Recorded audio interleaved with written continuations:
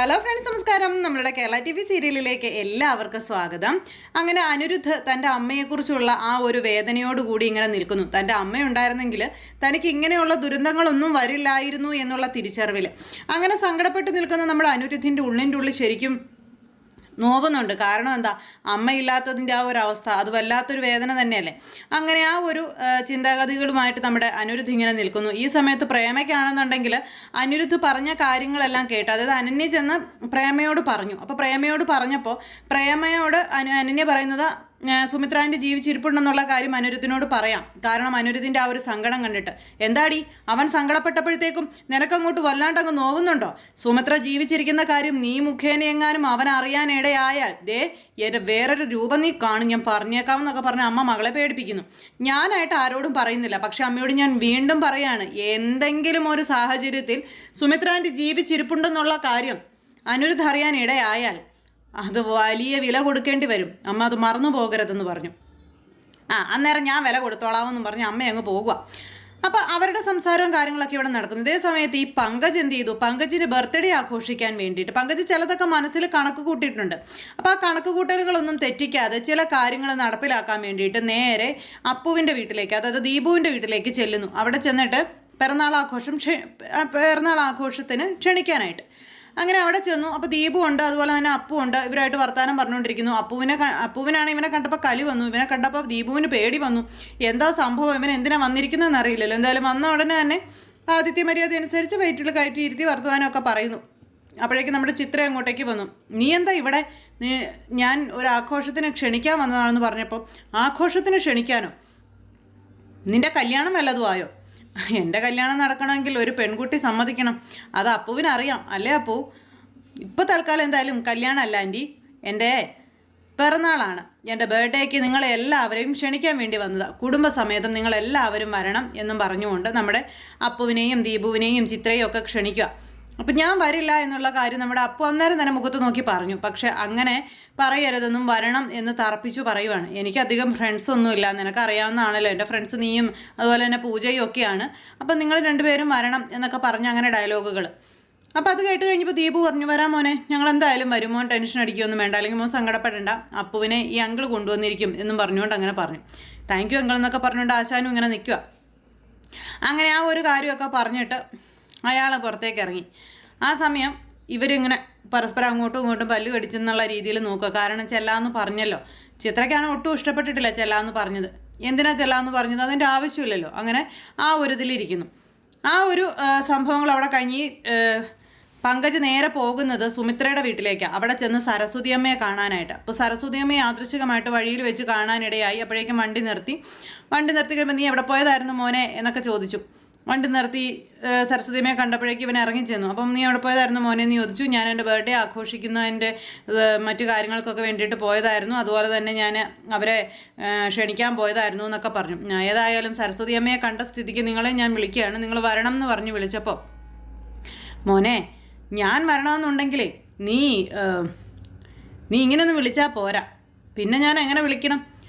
ഞാൻ പൂജയെ വിളിച്ചിട്ടുണ്ട്, അവളുടെ കൂടെ ഇങ്ങ് വന്നാൽ മതിയെന്ന് പറഞ്ഞു. എടാ മണ്ടാൻ കൊച്ചേ, നീ എന്തോ മണ്ടത്തരം ഈ കാണിച്ചത്?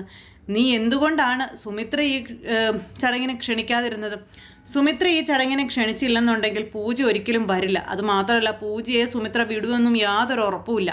ഒരു കാര്യം ഞാൻ പറയാം, നീ എങ്ങനെയെങ്കിലും സുമിത്രയെ ചാക്കിയിട്ട് ഈ ഒരു ആഘോഷത്തിന് വിളിക്കണം. സുമിത്രയെ വിളിക്കാത്തിടത്തോളം നിനക്ക് പൂജയെ ആ ഒരു ആഘോഷത്തിൽ പങ്കെടുപ്പിക്കാനായിട്ടേ കഴിയില്ല. കാരണം സുമിത്ര അവളെ വിടില്ല. പിന്നെ നീ എന്തൊക്കെ കഷ്ടപ്പെട്ടിട്ടും കാര്യമില്ലെന്ന് പറഞ്ഞു.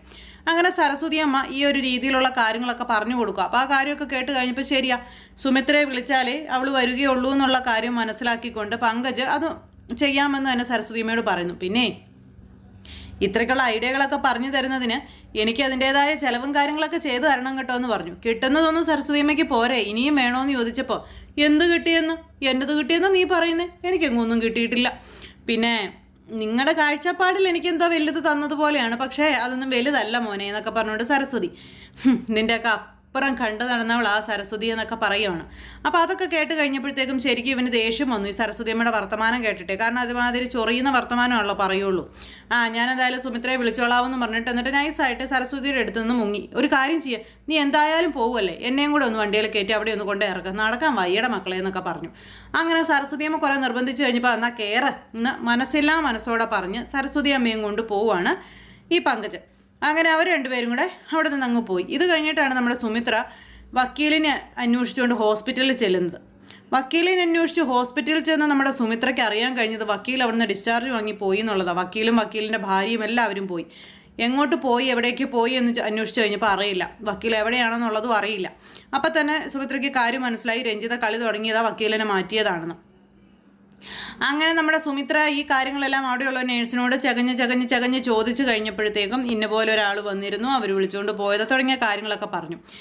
വിവരങ്ങളൊക്കെ അറിഞ്ഞ് നമ്മുടെ സുമിത്ര ഉറഞ്ഞു തുള്ളിക്കൊണ്ട് നേരെ രഞ്ജിതയുടെ വീട്ടിലേക്ക് പോകുക. രഞ്ജിത ഒട്ടും പ്രതീക്ഷിക്കുന്നില്ല സുമിത്ര ഇത് അവിടെ ചെന്ന് കണ്ടുപിടിക്കുമെന്നും അല്ലെങ്കിൽ ആ ഒരു കാര്യങ്ങൾ സുമിത്ര അറിയുമെന്നുള്ളതും.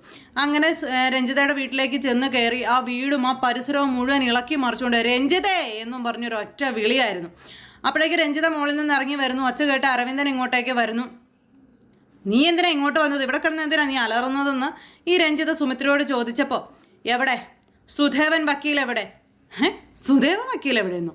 സുധേവൻ വക്കീൽ എവിടെയെന്ന് നീ എന്തിനാ എന്നോട് വന്ന് ചോദിക്കുന്നത്? അത് അയാളുടെ ഭാര്യയോട് പോയി ചോദിക്കും. നീ കൂടുതൽ എൻ്റെ മുന്നിൽ വേഷം കെട്ടാൻ നിൽക്കരുത്. നീ സുധേവൻ വക്കീലിനെ മാറ്റിയെന്ന് അറിഞ്ഞിട്ട് തന്നെയാണ് ഞാൻ ഇങ്ങോട്ടേക്ക് വന്നത്. നിനക്ക് പേടിയുണ്ടല്ലേ? സുധേവൻ വക്കീൽ എൻ്റെ മുന്നിൽ വന്നു കഴിഞ്ഞാൽ നിന്റെ ചതിയെല്ലാം പുറത്തു വരുമെന്നുള്ള പേടിയല്ലേ നിനക്ക്? അതിൻ്റേതായിട്ടല്ലേ നീ കാണിച്ചു കൂട്ടുന്നതെന്ന് സുമിത്ര ചോദിച്ചപ്പോൾ പേടിയോ? നരുന്ത് പോലെ ഇരിക്കുന്ന നിന്നെ ഞാൻ എന്തിനാടി സുമിത്ര പേടിക്കുന്നത്? സുമിത്ര നരുന്താണോ അല്ലയോ എന്നുള്ളത് നിന്നെ ഞാൻ കാണിച്ചു തരാം. നീ സുധേവൻ വക്കീലിനെ ഏതു പാതാളത്തിൽ കൊണ്ട് ഒളിപ്പിച്ചാലും ഈ സുമിത്ര അത് കണ്ടുപിടിച്ചിരിക്കും. നിനക്ക് ഞാൻ ഒരിക്കലും ഒരു ദയാദാക്ഷിണ്യവും തരില്ലെന്നൊക്കെ പറഞ്ഞുകൊണ്ട് സുമിത്ര ഇങ്ങനെ കട്ടായം വെട്ടിമുറിക്കുന്നത് പോലെ പറയുക. നിന്നെ ഞാൻ വെറുതെ വിടില്ല, നീ ഈ കാണിച്ചതിനൊക്കെ നീ മറുപടി പറയും, നിന്നെക്കൊണ്ട് ഞാൻ പറയിപ്പിക്കും എന്നും പറഞ്ഞുകൊണ്ട് നമ്മുടെ സുമിത്ര അവിടെ കിടന്നങ്ങ് ഉറഞ്ഞു തുള്ളിയില്ലേ. ഇത് കണ്ടു കഴിഞ്ഞപ്പോഴത്തേക്ക് അരവിന്ദന് ശരിക്കും പേടിയായി. അരവിന്ദൻ ഇങ്ങനെ പേടിച്ച് നിൽക്കുക, ദൈവമേ പണി കിട്ടി ഈ പെണ്ണുമ്പുള്ള പണി തരും എന്നുള്ള ഒരു ഇതിൽ. അങ്ങനെ സുമിത്ര ഇവരെ വെല്ലുവിളിച്ചിട്ട് ഇറങ്ങുന്നു. സുമിത്ര ഇറങ്ങി കഴിഞ്ഞപ്പോഴത്തേക്കും രഞ്ജിതയുടെയും കാല് കിടന്ന് വിറയ്ക്കുന്നുണ്ട്. പക്ഷേ രഞ്ജിതയ്ക്ക് അത് ഇവിടെ പ്രകടിപ്പിക്കാൻ പറ്റാത്തത് കൊണ്ട് രഞ്ജിത്ത് ഇങ്ങനെ വല്ലാത്തൊരു ഇതിലിങ്ങനെ നിൽക്കുന്നു. അപ്പോൾ അങ്ങനെ ആ ഒരു സാഹചര്യങ്ങളും കാര്യങ്ങളും ഒക്കെ കൂട്ടി ഇണക്കിക്കൊണ്ട് അടിപൊളി ഇടിവെട്ട് എപ്പിസോഡുമായിട്ടാണ് നാളത്തെ നമ്മുടെ കഥ വരുന്നത്. അപ്പോൾ എല്ലാവരും കാത്തിരുന്ന് കാണുക. എല്ലാവർക്കും നല്ലൊരു ദിവസം ആശംസിക്കുകയാണ്. എല്ലാവരുടെയും സപ്പോർട്ടിനും സ്നേഹത്തിനും ഒത്തിരി നന്ദി അറിയിക്കുന്നു. സൂപ്പർ ഹിറ്റ് കഥയുമായി കാണുന്നത് വരെ എല്ലാവർക്കും നന്ദി.